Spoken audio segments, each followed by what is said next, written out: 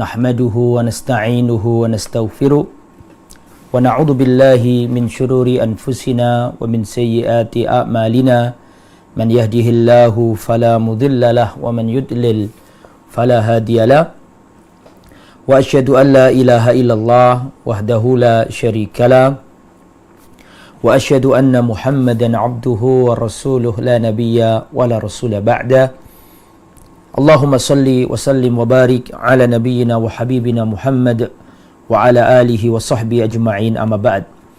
Ikhwatal iman rahimani wa rahimakumullah, kita lanjutkan kajian kitab Syama'ilun Nabi sallallahu alaihi wasallam, dan insyaallah pada pertemuan yang baik ini kita akan membahas bab yang keempat dan bab yang kelima insyaallah tentang bagaimana perawatan rambut Rasulullah dan juga bagaimana uban Rasulullah sallallahu alaihi wasallam. Baik, kita mulai bab ma jaa fi tarajjuli Rasulillah sallallahu alaihi wasallam. Bab bagaimana Rasulullah atau bagaimana perawatan rambut, bagaimana Rasulullah menyisir, memakai minyak. Artinya bagaimana perawatan rambut Rasulullah sallallahu alaihi wasallam. Baik, kita baca hadis yang pertama. Qala al-muallif al-Imam At-Tirmidzi rahimahullah rahmatan wasi'ah. Haddatsana Ishaq ibn Musa al-Ansari qala haddatsana Ma'an ibn Isa qala haddatsana Malik bin Anas an Hisham ibn Urwah an abihi an Aisyah radhiyallahu taala anha. Dari Aisyah radhiyallahu taala anha, ibunda kita Ummul Mukminin, istri Rasulullah sallallahu alaihi wasallam. Qalat, Aisyah radhiyallahu anha berkata, "Kuntu urajjilu ra'sa Rasulillah sallallahu alaihi wasallam." Aku menyisir rambut Rasulullah sallallahu alaihi wasallam. Wa ana haidun, dan pada waktu itu aku sedang haid. Hadis ini adalah hadis yang sahih, dikeluarkan al-Imam Al-Bukhari dan Imam Muslim. Jadi Sayyidah Aisyah radhiyallahu anha menceritakan kepada kita bahwa beliau menyisir rambut kepala Rasulullah sallallahu alaihi wasallam, dan pada waktu itu beliau sedang dalam kondisi haid. Pelajaran yang bisa dipetik, yang pertama, hadis ini menunjukkan keutamaan Aisyah radhiyallahu anha, yang mana digambarkan di hadis ini begitu dekat sekali antara Aisyah dengan Rasulullah sallallahu alaihi wasallam, sampai-sampai Aisyah menyisir rambut Rasulullah sallallahu alaihi wasallam. Itu menunjukkan bagaimana romantisme ibunda kita Aisyah dan Nabiuna Muhammad sallallahu alaihi wasallam. Rasulullah itu orang yang welas asih, berkasih sayang kepada keluarganya, dan diantaranya adalah kepada istri-istrinya. Itu yang pertama ya, keutamaan Aisyah. Yang kedua, hadis ini menunjukkan bahwa seorang yang haid itu boleh menyentuh orang yang dalam kondisi pelajaran yang kedua yang bisa dipetik dari hadis ini adalah bahwasanya badannya wanita yang haid itu tidak najis. Ya. Badannya atau jasad atau tubuh wanita yang tertimpa haid itu tidak najis.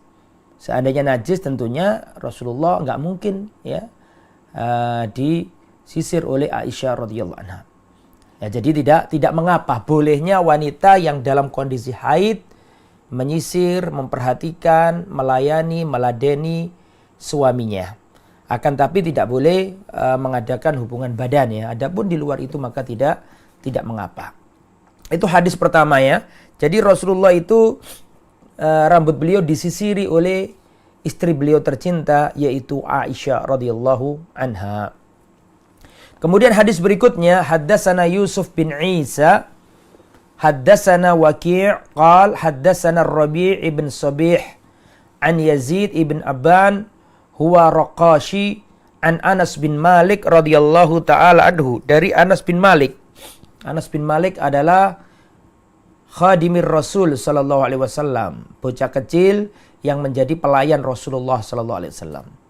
Ya, karena Anas bin Malik ini kemana-mana bareng Nabi, selalu menyertai Nabi, maka dia banyak meriwayatkan hadis. Dan Anas bin Malik ini termasuk para sahabat yang banyak mensifati fisik Rasulullah sallallahu alaihi wasallam dengan Rasulullah. Qala Anas bin Malik berkata, kana Rasulullah sallallahu alaihi wasallam yukthiru dahna ra'sihi. Dulu Rasulullah sallallahu alaihi wasallam sering meminyaki rambutnya. Rambutnya Nabi diminyaki. Wa tasriha lihyatihi, dan Rasulullah sallallahu alaihi wasallam sering menyisir jenggot beliau. Wa yukthirul qina'a hatta ka'anna thawbahu thawbuz zayyat.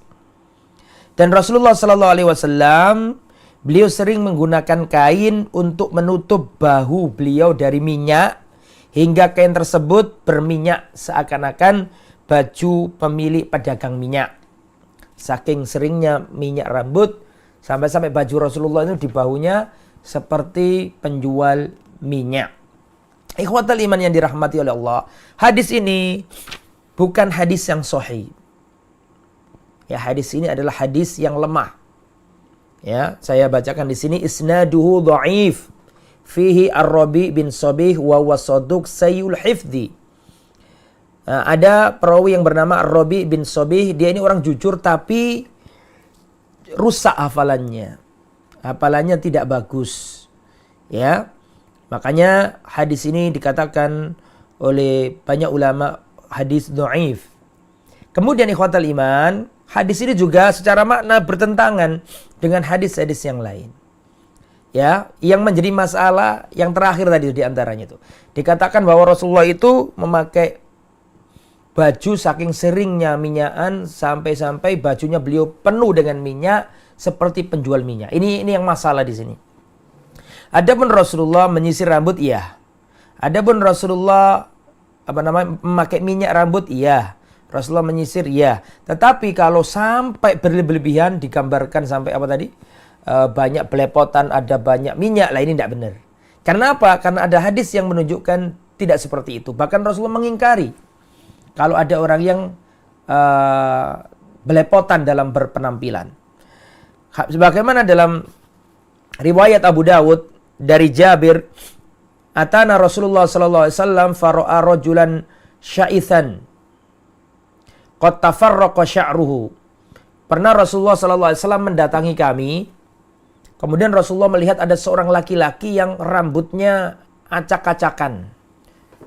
Ya, seorang laki-laki yang kucel dan rambutnya acak-acakan. Maka Rasulullah sallallahu alaihi wasallam berkata, "Amakana yajidu hadza ma yusakkinu bi sya'rahu?" Tidakkah orang ini memiliki sisir untuk menyisir rambutnya atau memiliki sesuatu yang digunakan untuk merapikan rambutnya?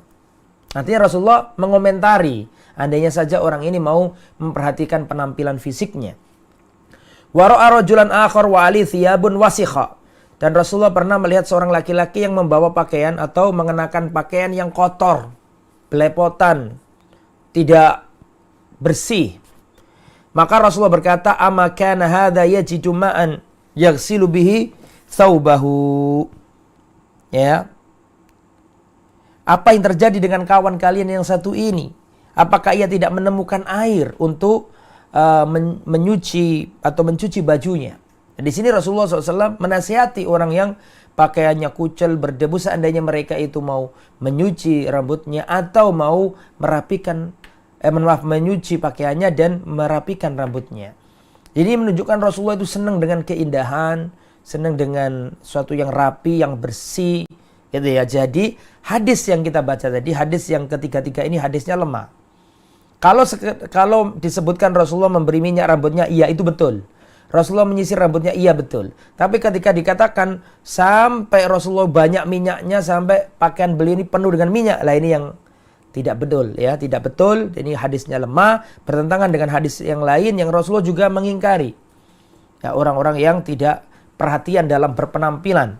Masih ingat hadis Jibril alaihissalam? Ada hadis yang dinamai oleh para ulama hadis Jibril. Karena ketika Rasulullah bersama para sahabat bermajlis ilmu, datanglah malaikat Jibril menjelma menjadi manusia. Pada waktu itu Jibril datang dengan berpenampilan rapi, pakaiannya putih bersih, rambutnya hitam legam. Tidak ada bekas-bekas tanda bepergian jauh. Dan para sahabat tidak mengenali orang ini. Itu Jibril ingin mengajarkan kepada para sahabat kalau menghadiri majelis ilmu itu pakai baju yang bersih, yang rapi, rambutnya kelemis, kata orang Jawa, atau klimis. Ya, diberi minyak agar tidak acak-acakan rambutnya. Nah, jadi hadis ini tidak tepat yang menerangkan bahwa Rasulullah pakaiannya belepotan dengan minyak, ini tidak benar ya. Tapi yang terjadi sebaliknya, Rasulullah rapi, bersih, enak dipandang. Jadi Rasulullah itu secara fisik nyenangkan orang, wajahnya bagus, penampilannya bagus, dan akhlak budi pekertinya pun bagus. Itulah Rasulullah Sallallahu Alaihi Wasallam. Kita lanjutkan hadis berikutnya. Hadis yang ke-34. Haddatsana Hannad ibn Sari, haddatsana Abul Ahwas an Ash'ath bin Abi Sya'tha an abihi an Masruq an Aisyah qalat inna kana Rasulullah sallallahu alaihi wasallam la yuhibbu tayammuna fi tuhurihi idza tatahhara wa fi tarajjulihi idza tarajjala wa fi inti'alihi idzan ta'ala. Hadis ini adalah hadis yang dikeluarkan oleh Al-Imam At-Tirmidzi dengan isnad yang hasan. Taib, kita baca terlebih dahulu. Dan ini juga dicantumkan oleh Al-Imam Al-Bukhari dalam kitabnya Sahih Bukhari. Jadi Rasulullah sallallahu alaihi wasallam itu ka'innahu kana Rasulullah la yuhibbu tayammuna fi tuhurihi idza tatahhara. Sesungguhnya Rasulullah sallallahu alaihi wasallam dahulu itu sangat senang untuk mendahulukan yang kanan dalam sucinya ketika beliau bersuci. Jadi ketika beliau bersuci, misalnya ketika beliau membasuh tangan, beliau yang kanan dulu. Ya, ketika Rasulullah SAW membasuh kaki, maka yang kaki dulu.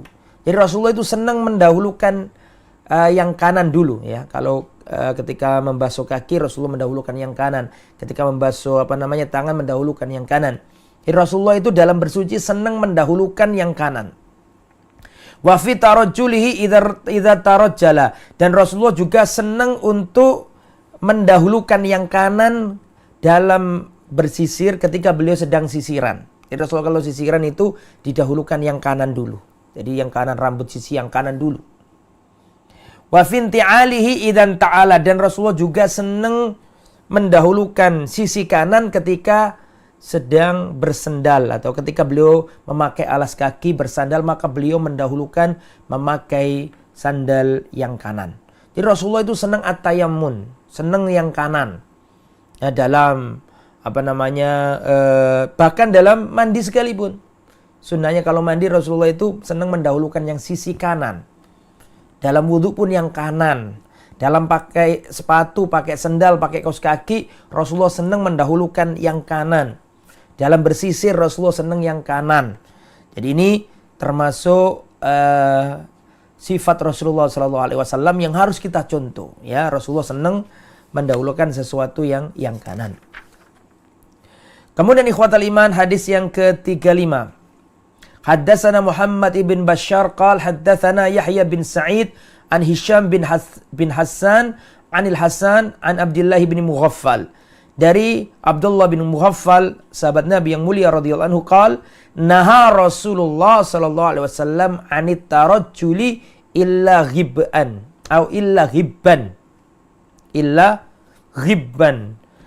Rasulullah sallallahu alaihi wasallam melarang bersisir kecuali ghibban. Ghibban itu artinya seperlunya, tidak sering-sering, tidak over. Karena memang kenyataannya ada orang tuh ya menghabiskan waktunya berjam-jam, terutama wanita ini berjam-jam di depan cermin. Ya, dandan ini, kurang ini, rambutnya di model ini, rambutnya di model itu. Makanya Rasulullah sallallahu alaihi wasallam anit tarajjuli illa ghibban. Rasulullah sallallahu alaihi wasallam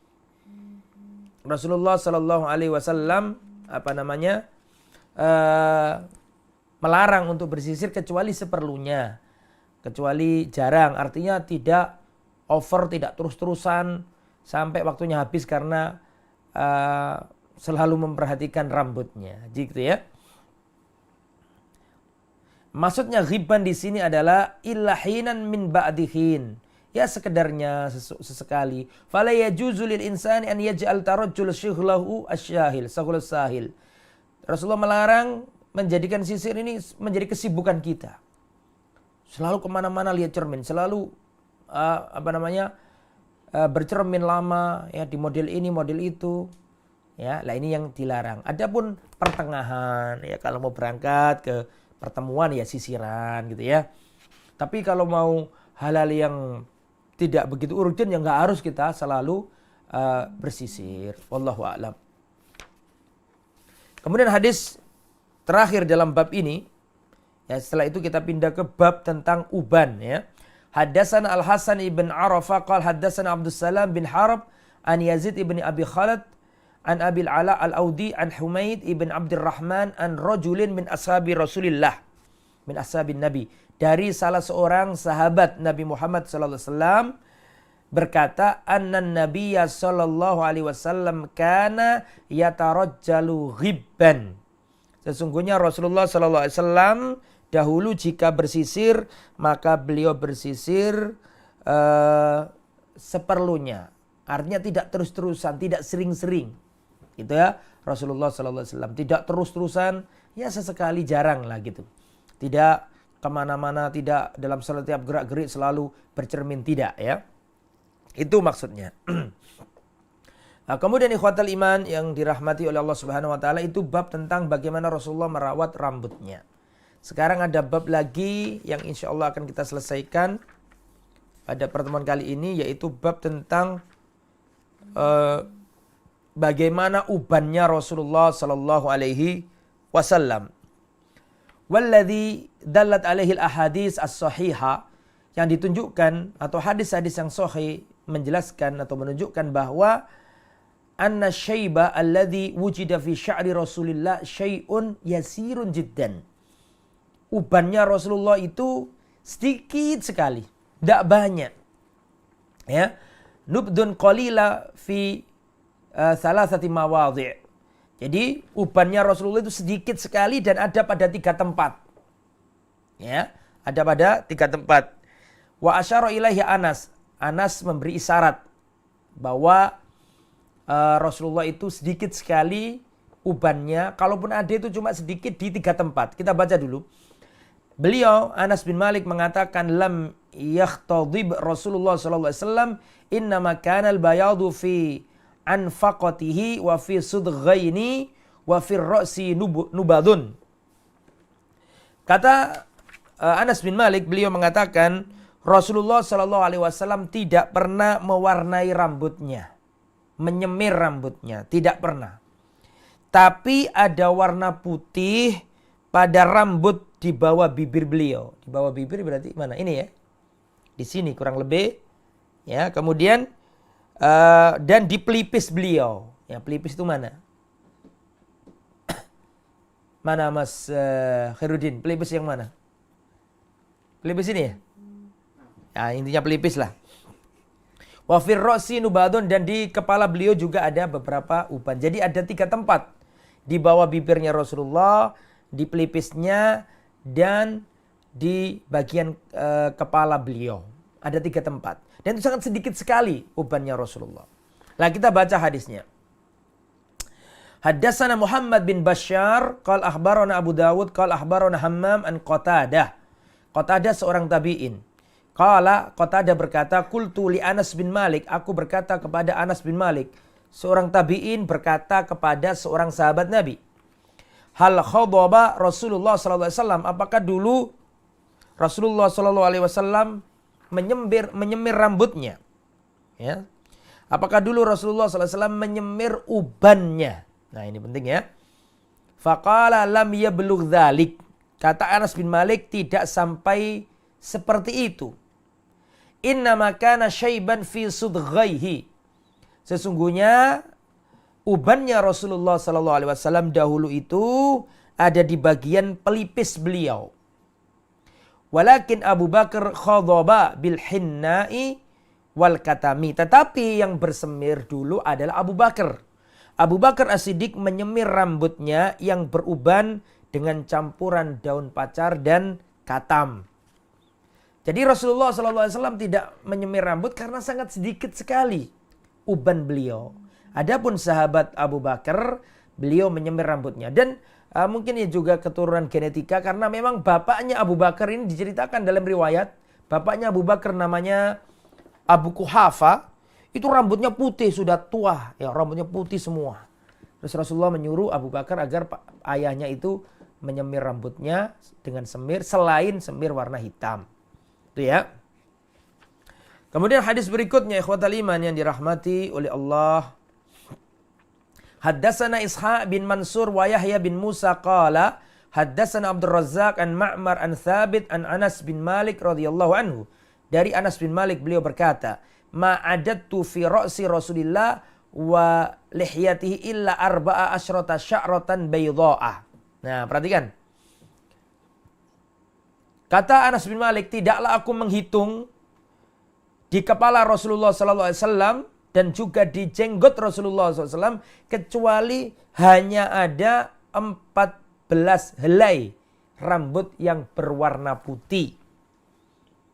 Jadi Anas bin Malik ini memperhatikan kepala Rasulullah yang mulia SAW dan juga memperhatikan jenggotnya beliau. Maka setelah dilihat oleh Anas bin Malik, aku tidak menghitung ya uban yang ada di kepala Nabi dan jenggot Nabi kecuali jumlahnya adalah ada 14 helai. Sangat sedikit sekali ya. Dan di sana ada hadis lain ya Rasulullah wafat sedangkan di kepala beliau dan jenggot beliau hanya ada sedikit uban kurang lebih tadi dikatakan oleh Anas 14. Ini yang ketika Rasulullah masih hidup, masih sehat ya. Itu dilihat oleh Anas bin Malik 14 helai. Tapi ada riwayat ketika Rasulullah wafat ya, tawaffahullah walaysa fi ra'si walihiyati isyruna sya'ratan baydha. Ya, jadi ada dua riwayat. Ketika Rasulullah masih hidup 14 helai, tapi ketika Rasulullah wafat ya totalnya dilihat oleh sahabat, diriwayatkan sebagaimana tercantum dalam riwayat Imam Bukhari dan Imam Muslim. Rasulullah wafat sedangkan jenggot beliau itu ada 20 helai saja. Ya, ubannya maksud saya di rambut dan di jenggot beliau cuma ada 14 helai saja. Sehingga ada 20. Mohon maaf ya.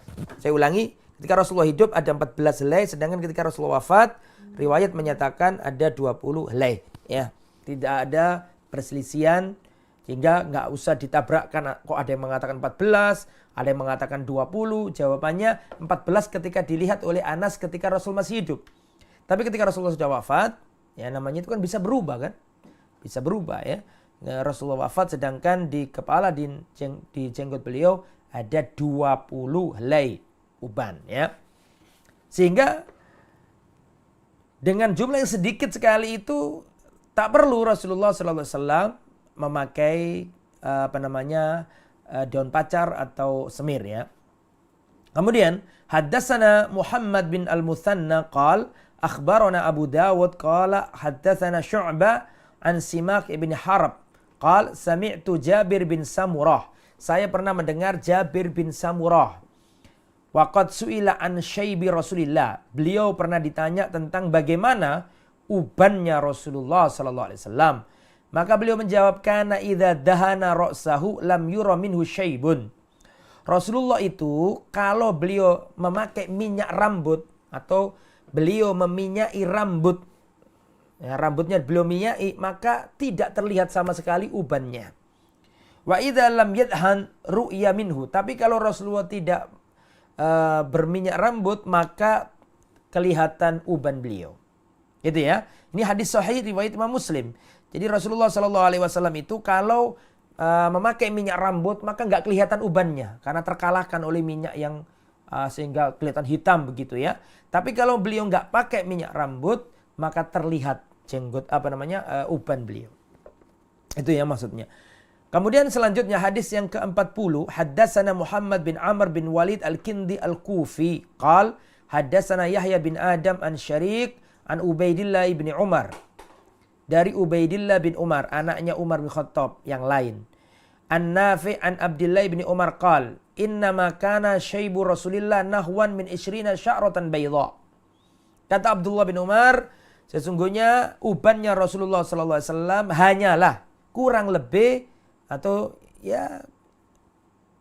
kurang lebih min 20 sya'ratan bayda, ada 20 helai uban berwarna putih. Ya, jadi sedikit sekali.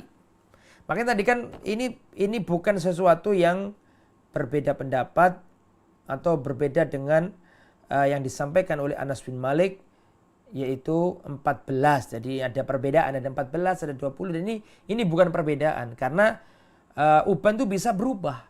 Misalnya sekarang saya beruban cuma 1 helai, tidak menutup kemungkinan 2 tahun akan datang menjadi 2 helai misalnya. Ya, jadi berubah itu wajar sekali.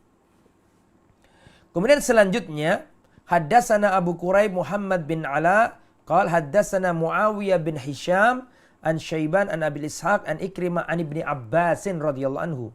Dari Abdullah bin Abbas, qala Abu Bakar berkata, ya Rasulullah, syibta, ya Rasulullah engkau beruban. Maka Rasulullah menjawab, syayyabatni hudun wal waqi'atu wal mursalatu wa amma yatasaalun wa idza syamsu kuwirat.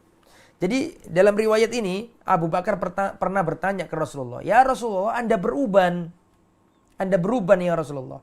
Maka dijawab sama Rasul, yang menjadikan aku beruban adalah surat Hud, surat Waqi'ah, surat Al-Mursalah, surat Amma Yatasaalun, surat Idza Syamsu Kuwirat. Artinya surat-surat itu menggambarkan hari kiamat, menggambarkan siksa neraka, menyebabkan aku itu beruban. Itu maksudnya Nabi. Tetapi khotul iman perlu digarisbawahi, hadis ini bukanlah hadis yang sahih ya, ini hadis yang lemah. Jadi kalimat qad sayyabatni hudun wa akhwatuha, ya, riwayat yang lain ini ya, ada seorang sahabat Nabi yang mengatakan, ya Rasulullah, naraka qad syibta. Ya Rasulullah, kami melihat Anda beruban. Kenapa kok Anda beruban? Maka dijawab, sayyabatni hudun wa akhwatuha, telah menjadikan diriku ini beruban surat Hud dan teman-temannya atau saudara-saudaranya. Surat ini begitu. Ya, karena kandungannya, karena dahsyatnya apa yang terkandung sehingga membuat Rasulullah sedih dan seterusnya. Akan tapi hadis ini bukan hadis yang sahih. Ini adalah hadis yang lemah, dicantumkan oleh Al-Imam atau Syekh Abdul Razak di sini tentang sanadnya ini ya. Hadis ini lemah, ya, goncang. Kemudian ikhwatal iman rahimani wa rahimakumullah. Jadi Rasulullah itu intinya beruban, iya, itu fakta. Rasulullah beruban itu fakta. Hadis sahih menerangkan itu. Tetapi ubannya Rasulullah itu tidak banyak. Ubannya Rasulullah itu sangat sedikit sekali. Dalam riwayat Anas bin Malik tadi cuma berapa? Cuma 14. Riwayat yang lain mengatakan 20. Dan itu sangat mungkin sekali. Berubah itu mungkin. Kemudian hadis yang ke-43. Haddatsana Ali bin Hujr qal anba'ana Syu'aib bin Safwan an Abdul Malik ibn Umair an Iyad ibn Laqit al-Ijli an Abi Rimsa at-Tamimi ar-Ribab qala ataitun nabiyya, ya, Taim ar-Ribab berkata, ataitun nabiyya sallallahu alaihi wasallam, aku pernah mendatangi Rasulullah sallallahu alaihi wasallam. Wa ma'i ibnun li, pada waktu itu aku bersama anakku menghadap Rasulullah. Faqala faurituhu, maka ditampakkan kepadaku. Ya mungkin bisa jadi dia pertama kali ketemu Nabi sehingga dikasih tahu orang itu loh Rasulullah. Faqultu lamma ra'aituhu, ketika aku melihat Rasulullah maka aku berkata, hadza nabiyullah, ini adalah nabinya Allah. Wa alaihi thawbani akhdharani, pada waktu itu aku melihat Rasulullah memakai baju, 2 helai baju berwarna hijau. Walau sya'run qad alahu asyaibu, dan saya melihat Rasulullah itu memiliki rambut yang alahu syaibu, artinya yang kelihatan ubannya. Ubannya itu ada di atas, kelihatan banget, begitu maksudnya. Kemudian saya baca dulu di sini. Apa yang terjadi?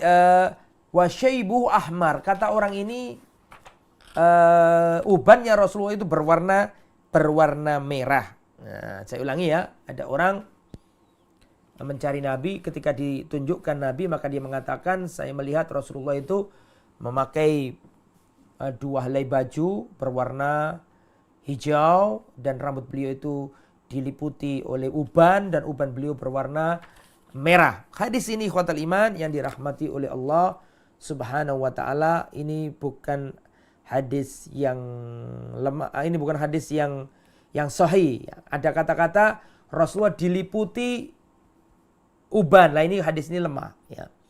Karena yang benar Rasulullah itu sedikit sekali ubannya. Dan hadis ini adalah hadis yang hadis yang lemah, tidak bisa dijadikan dalil atau sandaran, wallahu a'lam. Khotal iman yang dirahmati oleh Allah Subhanahu wa taala, sekarang kita baca hadis yang terakhir dalam pertemuan ini. Selanjutnya kita akan kembalikan ke saudara pembawa acara insyaallah, tapi setelah baca hadis ini. Haddatsana Ahmad bin Mani qala haddatsana Suraij ibn Nu'man qala haddatsana Hamad bin Salama an Simak bin Harb qala qila li Jabir bin Samurah akana fi ra'si Rasulillahi syaibun. Ada seorang yang bertanya kepada Jabir bin Samurah radhiyallahu anhu, akana fi ra'si Rasulillahi syaibun, apakah di kepala Rasulullah itu ada ubannya? Apakah ada ubannya? Qala lam yakun fi ra'si Rasulillah syaibun illa sya'arat fi mafriqi ra'sihi. Tidak ada di kepala Rasulullah uban kecuali beberapa helai rambut saja di bagian tengah rambut beliau, ya, fi mafriqi ra'sihi, maksudnya di belahan rambut beliau. Ada beberapa uban di situ, enggak banyak. Wa idat dahana warahun naduhnu. Ya, jika Rasulullah Shallallahu Alaihi Wasallam memakai minyak rambut, maka ubannya itu tersamarkan dan tidak terlihat. Itu maksudnya. Itu ya. Jadi Rasulullah Shallallahu Alaihi Wasallam itu, singkat kata ini, Rasulullah Shallallahu Alaihi Wasallam itu memiliki uban. Dan ubannya Rasulullah itu ada 3 tempat. Di bawah bibir, di pelipis, dan di kepala. Dan jika ditotal itu sangat sedikit ya. Kurang lebih antara 14 sampai 20. Sebagaimana hadis Anas bin Malik dan juga hadis Abdullah bin Umar radhiyallahu taala anhu. Itu ya yang bisa disampaikan. Mohon maaf atas segala kekurangan. Kita kembalikan ke saudara moderator. Kepada beliau kami persilakan. Baik, sekian jazakallahu khairan atas materi yang telah disampaikan tadi di sesi pertama. Tapi seperti biasa kami berikan kepada listeners maupun para pemirsa Aliman TV dan Radio Suara Aliman untuk bersoal jawab tentunya di sesi kedua ini. Anda dapat langsung menyambungkan pertanyaan Anda, langsung dijawab oleh guru kita Ustaz Fadlan Famsya melalui line telepon, line SMS maupun WhatsApp ke interaktif kami. Tapi kita angkat telepon pertama kita, sudah tersambung telepon pertama, kita angkat. Halo, assalamualaikum, dengan siapa, dari mana? Waalaikumsalam warahmatullahi. Silahkan Ibu Maimunah ini nampaknya.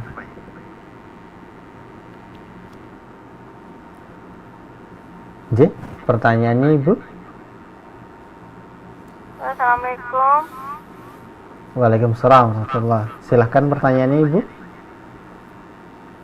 Ini Ustaz, di kampung kami pernah dengar ceramah bahwa siapa yang sholat berjamaah di sholat isya dan sholat subuh maka mendapatkan pahala seperti pahala orang ibadah sholat suntuk, semalam suntuk gitu Ustaz. Ada hadisnya atau enggak Ustaz? Baik, itu saja Ibu. Katanya juga wanita itu lebih utama sholat di rumah gitu Ustaz. Baik. Berarti kalau kita perempuan sholat utamanya lebih baik di rumah, berarti tidak dapat sholat berjamaah subuh dan isya-nya gitu Ustaz. Mohon sehatnya Ustaz. Makasih, semoga kita semuanya sehat panjang umur. Amin ya Allah. Amin. Assalamualaikum warahmatullahi wabarakatuh.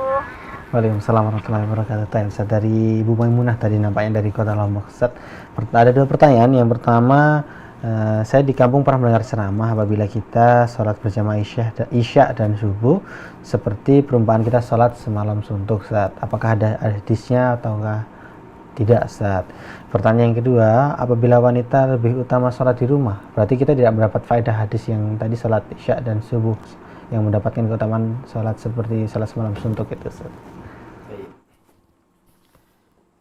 Ikhwatal iman rahimani wa rahimakumullah. Terima kasih Bu Maimunah yang ada di Lombok atas pertanyaannya. Wallahu a'lam, saya pribadi belum mendengar secara pas ya. Jadi saya belum bisa menjawab apakah ada hadis seperti itu apa tidak. Tetapi wanita itu memang lebih utama sholat di rumah ya. Karena Rasulullah SAW pernah didatangi oleh para wanita. Para wanita ini ingin sholat bersama Rasulullah SAW. Akan tapi Rasulullah memberikan penjelasan kepada mereka bahwa sholatnya kalian ya di kamar-kamar kalian, sholatuki fi hujratiki khairun laki min sholatiki fi baitiki. Sholatmu wahai wanita di kamarmu itu lebih baik daripada sholatmu di rumahmu. Wa sholatuki fi baitiki khairun laki min sholatiki fi masjidi qaumiki. Dan sholatmu wahai wanita di rumahmu lebih baik daripada sholat di masjid kampungmu.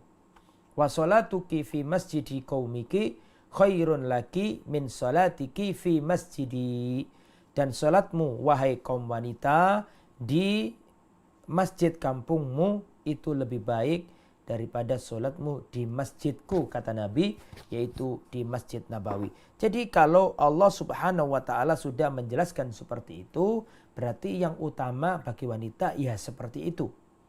Ya, jadi jangan kemudian kita bandingkan dengan kaum pria dapat sholat jamaah dan seterusnya. Kita katakan yang afdol bagi laki-laki sholat di masjid dan pahalanya lebih banyak di masjid. Yang afdol bagi perempuan ya sholat di rumah. Berarti yang afdol, yang bagus ya di rumah. Ya, meskipun demikian Islam tidak melarang jika ada wanita yang sholat ke masjid jika dia aman dari fitnah dan aman dari menebarkan fitnah. Ya, kalau dia menjaga auratnya, memakai pakaian yang menutup aurat, tidak ada gangguan di jalan, dan juga nanti mungkin bisa dengan itu bisa menuntut ilmu karena ada kajian di masjid misalnya, ya silakan, tidak apa-apa. Tapi kalau datang ke masjid tidak pakai jilbab, ya bawa mukenanya dipakai kalau sudah nyampe di masjid, pakai minyak wangi, pakaiannya tidak mencerminkan pakaian muslimah, lah ini nggak boleh kalau seperti itu. Lebih baik sholat di rumah. Nah, jadi intinya wanita itu lebih bagusnya sholat di masjid berdasarkan tadi penjelasan yang sudah kita sampaikan. Tetapi meskipun demikian tidak dilarang wanita untuk pergi ke masjid. Ini kita berbicara ketika keadaan normal ya. Adapun keadaan di masa pandemi maka tentunya setiap kondisi kota berbeda-beda ya. Kalau sudah aman ya sudah silakan ke masjid, tetapi tetap harus memperhatikan protokol kesehatan yang berlaku. Wallahu a'lam bishawab. Baik, Ustaz, sekian jazakumullah khairan atas jawabannya. Semoga menjawab pertanyaan dari Ibu Maimunah tadi yang telah bertanya di Kota Lombok. Tapi kita berikan kesempatan lagi bagi listeners atau para pemirsa yang ingin langsung menyambungkan ke nomor interaktif kami ke nomor 0313710210 ataupun disambungkan ke WhatsApp atau SMS kami tertera di layar kaca para pemirsa ke nomor 08129489 567. Baik, Ustaz, kita bacakan pertanyaan dari pesan WhatsApp dari yang telah dikirimkan oleh pemirsa kita, Ustaz. Ustaz, pertanyaan pertama, Ustaz, bagaimana sunnah menyisir yang sesuai tuntunan Nabi SAW dan bagaimana potongan rambut yang antum anjurkan untuk kami para laki-laki, Ustaz? Alhamdulillah. Jadi bagaimana Rasulullah SAW dalam menyisir rambut dan bagaimana potongan rambut. Sebatas apa yang kita pelajari dari kitab Asy-Syama'ilun Nabi. Pertama, rambut Rasulullah SAW itu ada beberapa keadaan, ya. Rambut Rasulullah itu rambut Rasulullah itu kondisi pertama, rambut beliau sampai di daun telinga. Jadi rambut beliau ini sampai ke daun telinga. Ini namanya wafrah. Sampai ke daun telinga, ini namanya wafrah. Adapun kondisi yang lain, rambutnya Rasulullah SAW bisa sampai ke pundak. Nah, maksudnya itu kondisinya berubah-ubah karena rambut sendiri kan bisa pendek, bisa panjang ya. Kadang Rasulullah sampai ke pundak. Itu namanya jumma. Dan juga terkadang antara daun telinga dengan antara pundak. Jadi seperti itu. Adapun bagaimana cara mencukur rambut, Rasulullah mengatakan kalau kamu sisakan semuanya, kalau kamu ambil semua. Itu yang disampaikan Nabi. Ya, itu juga dalil yang menunjukkan bahwa rambut panjang itu bukan sunnah. Karena Nabi mengatakan kalau panjang panjangkan, kalau ambil. Seandainya yang sunnah itu panjang, Nabi mestinya mengatakan panjangkan. Tapi Nabi nggak mengatakan panjangkan saja, tapi Nabi mengatakan kalau mau ambil semua, kalau mau biarkan semua. Makanya kemarin Syekh Utsaimin mengatakan bahwa rambut panjang itu bukan berarti sunnah Nabi. Tapi Rasulullah melakukan itu sebatas keadaan atau adat yang berlaku di masyarakatnya. Kemarin sudah kita jelaskan itu ya. Kemudian itu dari segi potongan rambut. Terus bagaimana dengan cara merawat rambut? Rasulullah SAW itu meminyaki rambut beliau. Ya, Rasulullah memakai minyak rambut sehingga rapi, sehingga tidak acak-acakan ya. Dan Rasulullah menyisir rambut. Dan Rasulullah kalau menyisir rambut, maka Rasulullah SAW mendahulukan yang kanan. Pakai tangan kanan dan disisir yang belah kanan terlebih dahulu. Kemudian juga termasuk sunnah, Rasulullah SAW melarang kita untuk sering-sering bersisir. Mau ke kamar mandi bersisir, mau makan bersisir, mau apa lagi ya, semua gerak-geriknya selalu bersisir. Nah ini Rasulullah SAW melarangnya. Tapi silakan bersisir ya pada kondisi tertentu, tidak terus-terusan. Seperti itu ya. Rasulullah SAW dalam merawat rambut beliau. Jadi dari sisi panjang pendeknya ada 3 kategori. Tadi sudah saya sebutkan.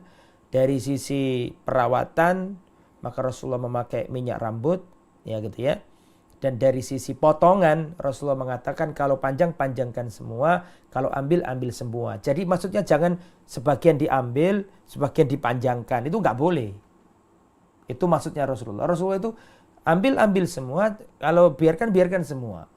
Adapun di koza namanya, di sini hilang, di sini banyak. Bahkan dibuatkan jalan apa istilahnya? Jalan semut ya, atau jalan tumo kata orang Jawa. Lah ini tidak diperbolehkan, itu koza namanya ya. Itu ya, wallahu a'lam bishawab. Semoga bisa menjawab pertanyaan tadi, wallahu a'lam.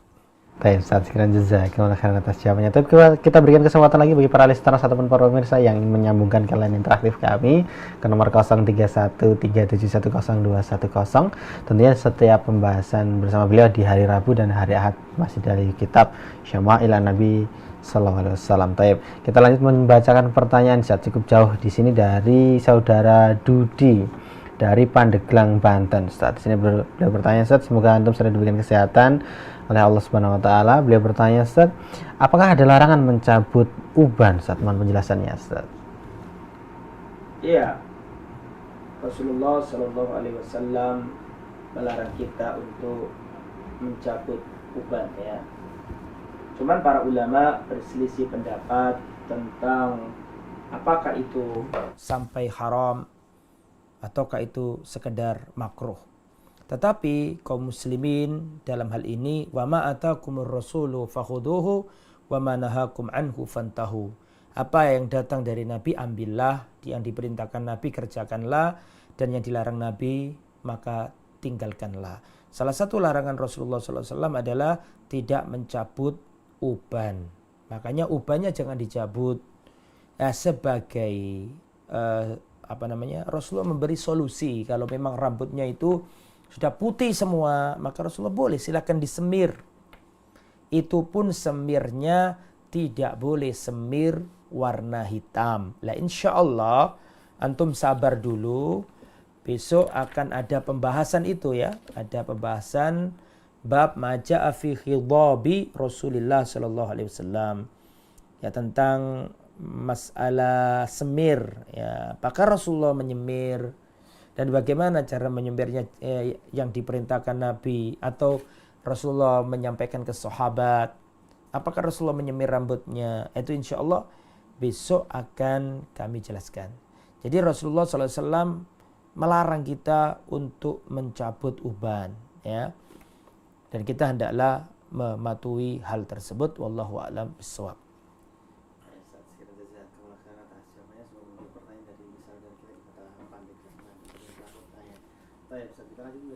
Pertanyaan yang sudah dikirimkan di sini dari SMS Center. Beliau bertanya, Ustaz, dari Abu Umair. Saat ini beliau bertanya, Ustaz hendak menanyakan jika mewarnai sebagian rambut yang sudah beruban, jika kita meminta istri untuk mewarnai rambutnya agar terlihat cantik di hadapan suami, Ustaz, apakah ini dibolehkan, Ustaz?